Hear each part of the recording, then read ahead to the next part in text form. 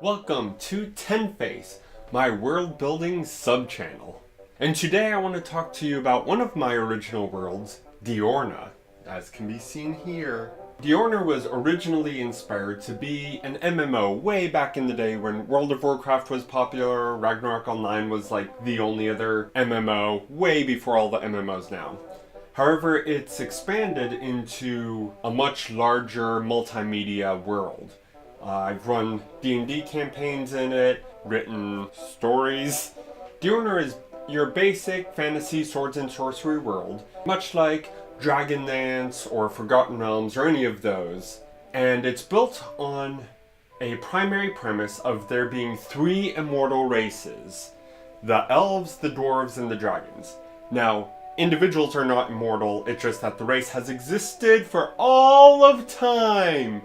Or so they say. And so the elves are kind of your high elves in a lot of the fantasy. Pretty standard. The elvish deities are the first council. 13 leaders of various tribes that came together and saved the planet from destruction. Actually, they did. Asterix. And it almost was destroyed. Like, literally destroyed. So then they came together, form a council. There was council elvish spoken, and of course the elvish language from proto-elvish has evolved in various ways, but council elvish only has sound changes based on the 13 councils that are actually represented inside there, and then all the other clans could be modified from council elvish. Because I use this setting also in Dungeons and Dragons and other things, gods do exist, so that's a thing. Elves are very much nature-based, and when they use magic, it is very flowy. Then we have dwarves. Dwarves are your basic miners and smiths and those kinds of stuff, like we've seen everywhere before, and if I made dwarves something different, then it'll be like sparkly vampires, and it would be the end. The dwarves god, he woke up in stone, carved out space for a workshop, which is the sky, found 3 gems that he could use to light up the darkness. These are the 3 moons. And then he forged 2 firestones that he sent spinning around the room, the 2 suns. Diorna, since we're talking about 2 suns, does a figure 8 around 2 suns, so that's interesting. It is not stable if you know anything about orbital mechanics, but if you look at Earth, Moon, and our Sun, and the fact that the Moon and the Sun are the same angular radius from Earth is a big coincidence and kind of odd. There's an explanation to why it's orbiting like that, but it just happens to be in that kind of unstable orbit for the time being. So it's okay to have coincidences in world building. And then the third race is dragons, and these are hoarders. Again, because I use this as a campaign setting for D&D, there are the chromatic dragons, which are generally evil, and the metallic dragons, which are generally good, by certain definitions of these words. The chromatic dragons, your red dragons, your blue dragons, etc. These hoard precious materials and physical things, much like dragons in most fantasy settings do. The metallic dragons hoard knowledge. Now you might think this is great because, hey, there's all this knowledge that these dragons are storing. We can figure out the whole world history. Yeah, getting any knowledge from a metallic dragon, very similar to getting treasure from a red dragon. It's not gonna happen. Oh, but they will flaunt it. They will love flaunting it. So the Draconic language, from Proto-Draconic, they incorporate every sound change of like the elves and the dwarves as well as their own. But then they also still keep the old versions. And so Draconic, modern Draconic, has every sound, and just completely complicated. It is a complete mess, and the idea of learning Draconic is kind of not plausible. Especially because none of them will teach you. Now, again, as I said, they will flaunt their knowledge. They will love to talk Draconic around you, but you might not know the difference between 2 very similar sounding words. In addition, dragons have longer mouths, And so more places for articulation. So all of those palatal sounds, they have a lot more as well. Almost belies communication between the dragons, but they're also okay with that because they hoard knowledge from each other as well. So it's a complete mess. Now, in my world, dragons can take on the form of what I will call right now humanoid, but in the world it's hume, is the classification for the elves and the dwarves. And anything that takes those kind of shapes, the bipedal arms, that kind of stuff. So dragons can take on that form, and of course when they have this smaller mouth, they speak more plausible sounds. But they also like kind of hiding and not being known as dragons, because again, more knowledge they don't want to share. The 5 ages, the first age is the beginning, and this goes from the beginning of time until the second age. And really practically, it goes from when the gods were created, when the first council happened.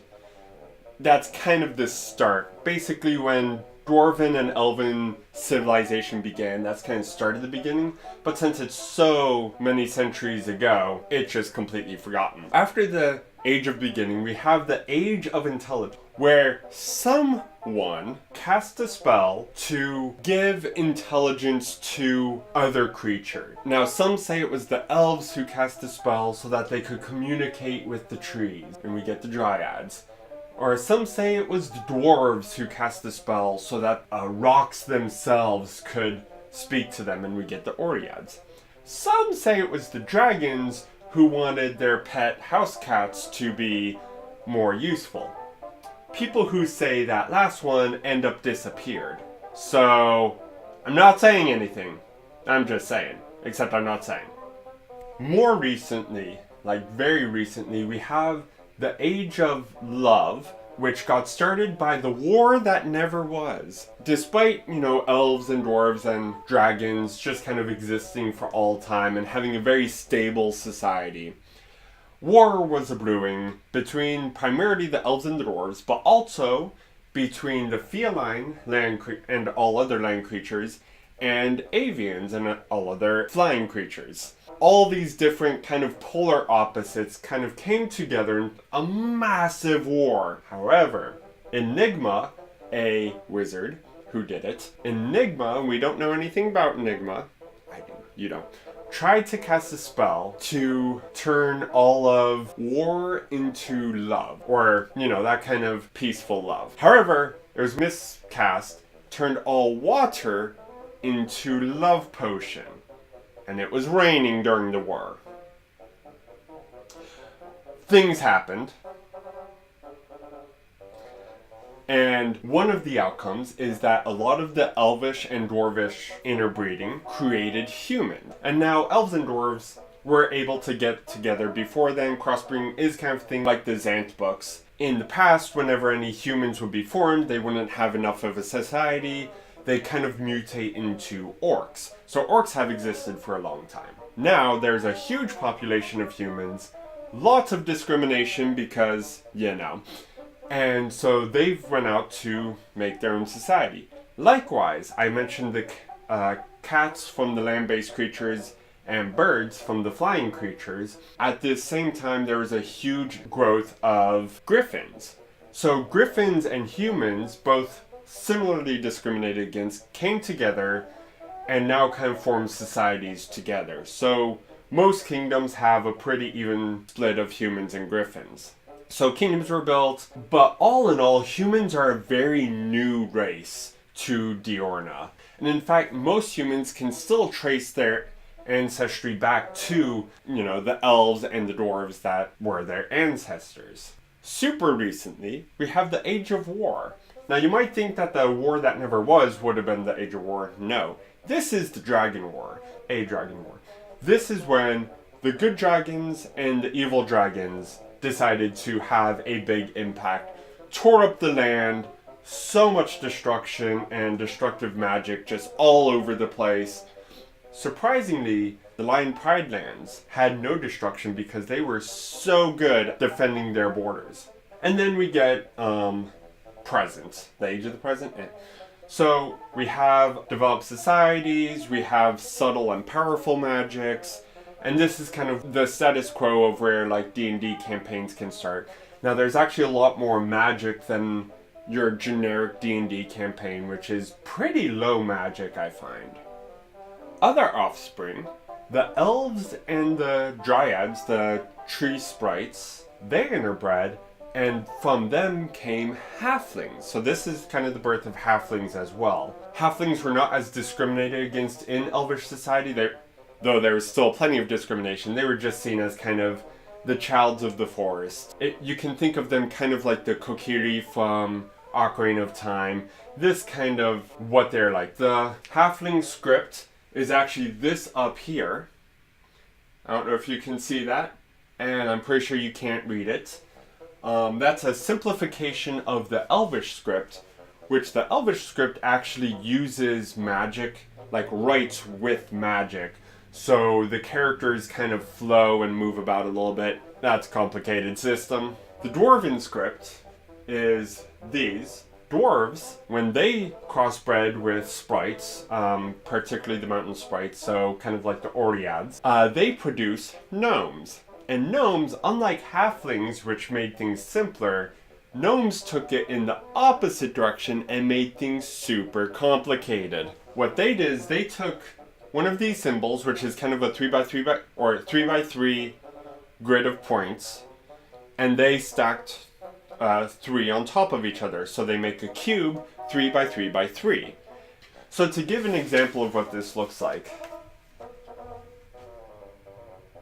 we have this. So with Gnomish, they took it much more complicated. And of course, like humans, gnomes and elves are kind of a new race. Like they've existed before, but gnomes became gremlins, halflings became goblins.